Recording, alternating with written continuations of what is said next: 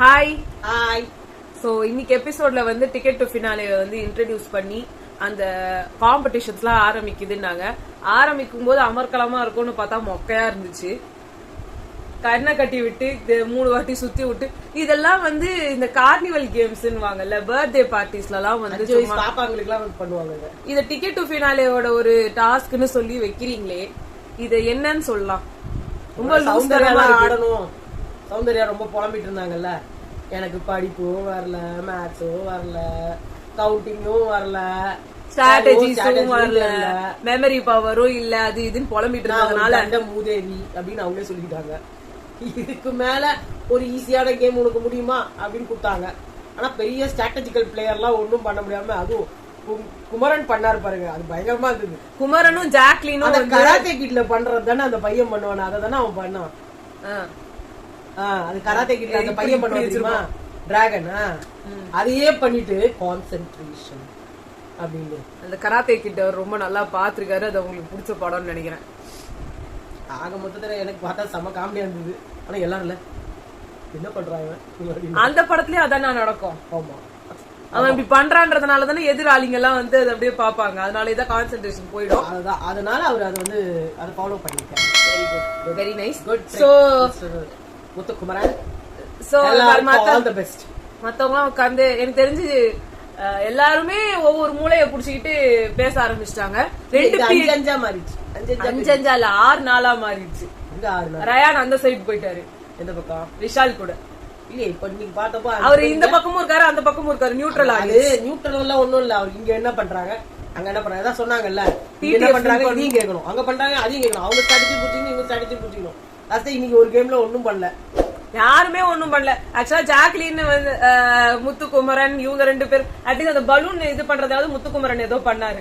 அதுல ஜாக்லின் அதுல வேஸ்டா போயிட்டாங்க. அவங்களும் விஷாலும் ஒரு கூட்டணி வந்து முத்துக்குமரனும் சௌந்தர்யாவும். ஆமா, சௌந்தர்யா ஒண்ணுமே பண்ணல, முத்துக்குமரனே எல்லாத்தையும் முடிச்சிட்டாரு.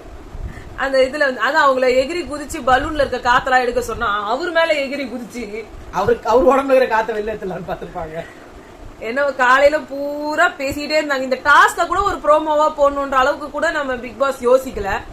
அவங்க மூளைக்கு மூளை பேசுறது. நாமினேஷனுக்கு 2 ப்ரோமோ ஆல்ரெடி எல்லாருக்கும் தெரிஞ்சிருச்சு, முத்துக்குமரனும் சௌந்தர்யாவும் நாமினேஷன்ஸ்ல இல்லன்னு.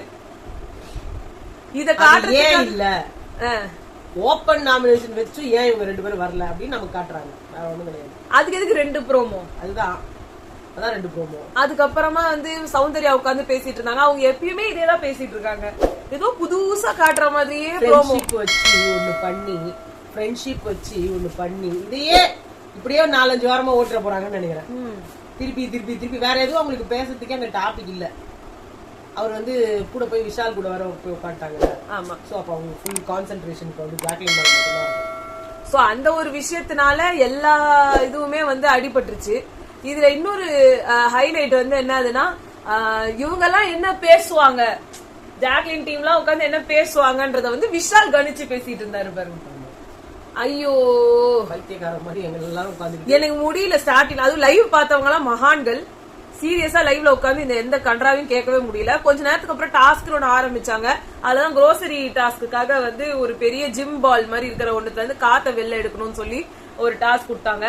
அதுல ஜாக்லின் விஷால் ஒரு பேரு, முத்துக்குமரன் தீப் இது சௌந்தர்யா ஒரு பேரு, அதுக்கப்புறம் வந்து அருண் ஒரு பெரிய மாட்டாங்க. ஏதோ ஏதோ உள்குத்து நடக்குது. ஆமா, பவித்ரா அண்ட் மஞ்சரி ஒரு டீம், மீதி ரயானும் ஒரு டீம். சோ இவங்க எல்லாம் வச்சு அந்த பலூன்ல எடுத்தாங்க. விஷால் அண்ட் ஜாக்லின் டீம் மட்டும் பலூன்ல இருந்து காத்து எடுக்க முடியல. 8000 ரூபாய் கிடைச்சது. அதுல ஏதோ ஷாப்பிங் எல்லாம் பண்ணிட்டாங்க. டிடிஎஃப்காக வந்துட்டு நல்லா அந்த ஜாக் ஸ்பேரோ சவுண்ட் எல்லாம் போட்டு அப்படின்லாம் வந்து போட்டாங்க. ஆனா கடைசியில வச்ச டாஸ்க் கையில பெயிண்ட் அடிச்சு. இது வந்து பிளே ஸ்கூல்ல எல்கேஜி யூகேஜில எல்லாம், பிளே ஸ்கூல்ல தான் அப்பதான் வந்து ஹேண்ட் பிரிண்டிங் சொல்லி கொடுப்பாங்க. கையில வந்து மேம் வந்து பெயிண்ட் அடிச்சு அது கூட பண்ண மாட்டாங்க. ஒரு பிளேட்ல பெயிண்ட் இருக்கும், கையை எடுத்து வச்சுட்டு அதுல வச்சு இங்க கையை அவங்க நீட்டினாங்க. எதுல இருக்கிற டீம் மெம்பர்ஸே தான் பெயிண்ட் அடிக்கும். அதுக்கு வந்து இதுக்கு வந்து மூக்கெல்லாம் வரைஞ்சா இது பீகாக்கா மாறிடும் அப்படின்னு வந்து பண்ணாங்க. சோ அந்த ஒரு கான்செப்ட புடிச்சுக்கிட்டு யார் எனக்கு தெரிஞ்சு இந்த பிபி கிரியேட்டிவ் டீம்ல இருக்கவங்க வந்து அவங்க பசங்க யாரோ பிளே ஸ்கூல்லயோ இல்ல ஸ்கூல்லயோ வந்து படிச்சிட்டு இருக்காங்கன்னு நினைக்கிறேன். வைக்கிற கேம்ஸ் எல்லாம் இப்படிதான் இருக்குது. Lemon and spoon, musical chair அப்படின்னு தான் வச்சிட்டு இருக்காங்க. சோ அதுல வந்து இது என்ன இதுல டாஸ்க்னா கண்ணை மூடி ஐ மீன் பிளைண்ட் ஃபோல்டு போட்டுட்டு அவங்க 5 வாட்டி சுத்த விடுவாங்களாம். அப்புறமா அவங்க வந்து ஸ்டெடி ஆயிட்டு போய் கை போட்டோக்கு நேரா தான் நிப்பாங்க. அவங்க வந்து அவங்க போட்டோல வந்து அந்த ஹேண்ட் பிரிண்ட் போட்டோ வேற பாத்துடணுமா. அவங்க போட்டோ இவ்ளோ பெருசா இருந்தோம் அதுல போய் வைக்கிறதுக்கு துப்பு இல்ல. ஆமா அதுவும் ஜாக்லின்லாம் இருக்காங்க. வெளிய போய் முத்துக்குமரம் அதுக்கு மேல எங்கேயோ போய் வச்சாரு. கான்சென்ட்ரேஷன் எல்லாம் பார்த்தா என்ன கான்சென்ட்ரேஷன் மட்டன் குஸ்காவா அப்படின்ற மாதிரி கடைசியில அங்க போய் வச்சு ஜாக்லின் போய் முத்துக்குமரனை தேடி முத்துக்குமரம் பின்னாடியே போய் கை வைக்க அந்த மாதிரி அதை பண்ணிட்டு இருந்தாங்க. அந்த பக்கம் ஆனா அருண் மட்டும் எப்படி கரெக்டா போய் வச்சாருன்னு எனக்கு கட கட கட கடன்னு ஓடி போய் நேரம் வச்சுட்டாரு. இதுக்காக ஓரமா அவருக்கு போட்டோ பிரிண்ட் பண்ணி வச்சுட்டாங்க பொழுது. முதல்ல அவர் நின்ட்டாரு. ராணுவ முதல்ல இவரை பிடிச்சி வச்சு நேரா போய் வச்சிரு அப்படின்னாரு. அவரோட துணி கொஞ்சம் மடிஞ்சிருந்தது இல்ல. ஆமா லைட்டா மடங்கி இந்த சைடு கண்ணோட துணி மடங்கி. ஆனா நம்மளுக்கு தெரியல உள்ள ஒன்னு கவரிங் போட்டு இதுக்கு மேல இதை போட்டாங்களான்னு. அவ்வளவு அக்யூரேட்டா அவர் அடிக்க முடியுமான்னு எனக்கு தெரியல.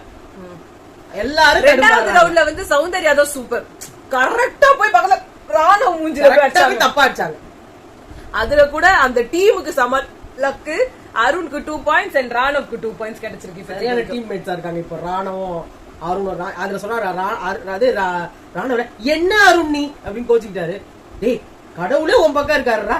அந்த பொண்ணு முன்னாடி போய் உன் போட்டோ தானே ஆச்சுது அப்படின்னாரு. இல்ல இவருதான் ஆக்சுவலா வந்து இன்ஸ்ட்ரக்ஷன் கொடுக்கணும். நான் விஷாலுக்கு சொல்லிட்டு இருந்தேன்டான்றாரு அருண். அருண் எங்க இருக்கீங்க என்ன ஆளே கிடைக்கல. அவுட் ஆஃப் ரீச்ல ஆயிட்டாரு. இன்னொன்னு ஏதோ அவரு ஜெயிச்சிட்டார்ல. யார பத்தி ஒரு கவலை இல்ல. இன்னும் இப்ப நம்ம எல்லாரும் தீபக் வின் பண்ணோம், ரயான் வின் பண்ணோம், பவித்ரா வின் பண்ணோம், ராணவும் சௌந்தர்யா ராணவ் அண்ட் அருண் வின் பண்ணிட்டு போயிட்டே இருப்பாங்கன்னு நினைக்கிறேன். 2 பேரும் சேர்ந்து நீ லெஃப்ட் கை நான் ரைட் கை சொல்லிட்டால 2 பேரும் சேர்ந்து நம்ம வந்து 2 பேரும் சேர்ந்து கையை நம்ம தூக்குவோம். அவரு நம்ம கையை தூக்க வேணாம். நம்ம 2 பேரும் சேர்ந்து அவர் கையை வேணா தூக்குவோம் அப்படின்னுவாங்க. சோ அதான் நடந்துச்சு இன்னைக்கு. அப்புறம் இல்லாம சாரி நம்ம வைஷ்ணவி தானே இங்க இருந்து போனாங்க. வர்ஷினி இல்லையா? வர்ஷினி ஒரு ட்வீட் போட்டிருக்காங்க. அதாவது கேம்னா நாங்க வந்து ஸ்ட்ரெயிட் ஃபார்வர்டா தான் நான் பேசுவேன். எனக்கு வந்து ஜாக்லினும் முத்துக்குமரனோட கேம் தான் பிடிச்சிருக்கு. சௌந்தர்யாவோட பிஆர்ஸ்க்கெல்லாம் ஒரு சாரி, உங்க பிஆர் வேலையெல்லாம் வேற எங்கன்னா வச்சுக்கோங்க. எனக்கு வந்து ஜாக்லின் ஆர் முத்துக்குமரனோட பிளே தான் பிடிச்சிருக்கு அப்படின்னு சொல்லி போட்டிருக்காங்க. சனம் கூட திடீர்னு வந்து ஜாக்லினுக்கு சப்போர்ட் நம்ம நடுவுல பாக்கல. இப்ப வந்து முத்துக்குமரன் வந்து ஜாக்லின் கூட பேசிட்டு இருக்கிறதுனால அவங்க ஜெஃப்க்கு தெரியும் பயங்கரமா முடி கொடுப்பாங்க. கரெக்ட் அப்படின்னாங்க. என்னமோ இது என்னவா மாறுது மருவி வருதுன்னு தெரியல. அருண் சொன்ன மாதிரி யார் டிஃபின் பண்றாங்களோ அவங்கதான் ஒரு கை.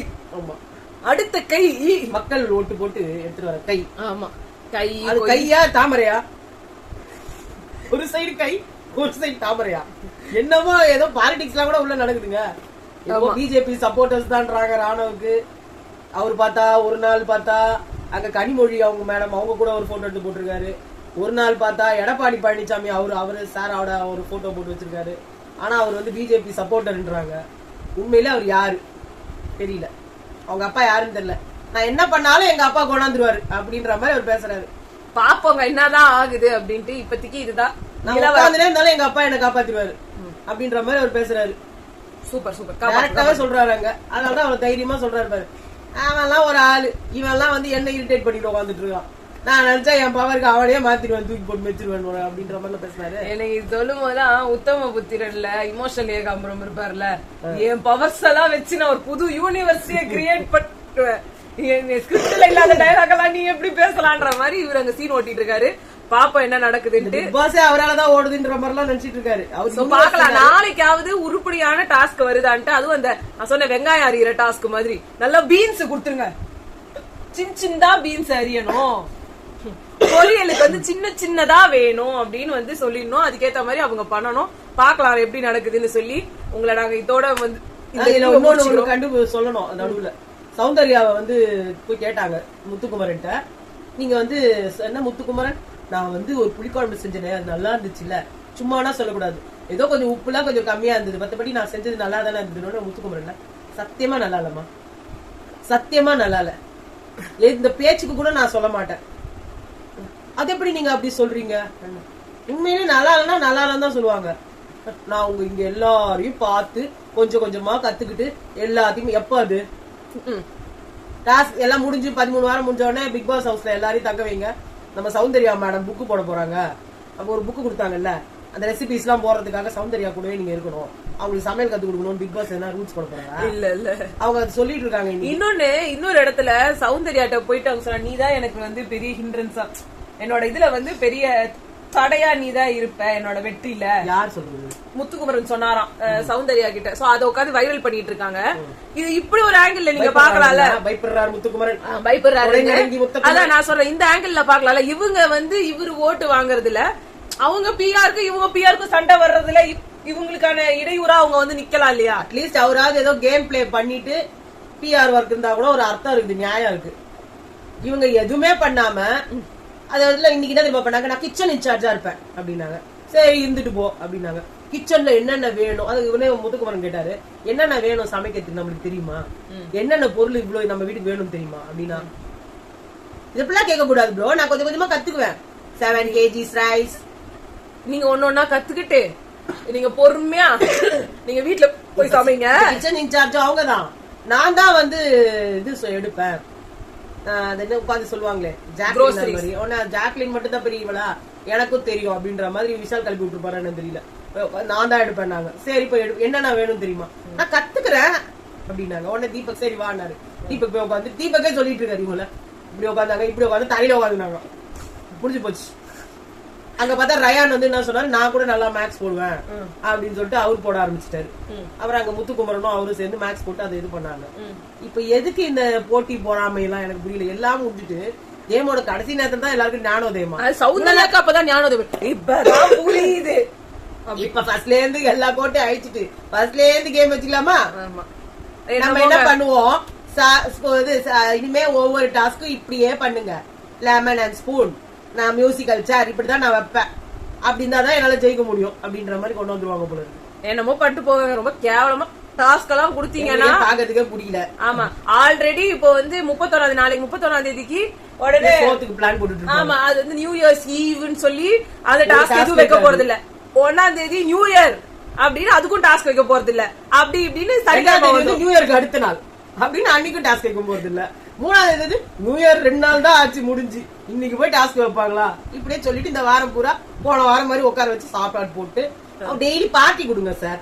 31 போட்டீங்க, அந்த மாதிரி வந்து வேற ஏதாவது சீரிஸ் இருக்கும், படம் இருக்கும். மிஸ்டர் பீஸ்ட் ப்ரோக்ராம் பார்த்தா எல்லாம் தெரியுமே, நெட்ஃபிளிக்ஸ்ல இருந்து அவங்க இல்ல பிரைம் அது. ஓ பிரைம் அது. ஓ அதனால அதை காப்பி அடிக்க கூடாதுன்னு. சரி சரி சரி, என்னமோ பண்ணுங்க. சாரி. சோ இதோட நாங்க வந்து முடிச்சுக்கிறோம். உங்களை நாங்க நாளைக்கு சந்திக்கிறோம். பாய்.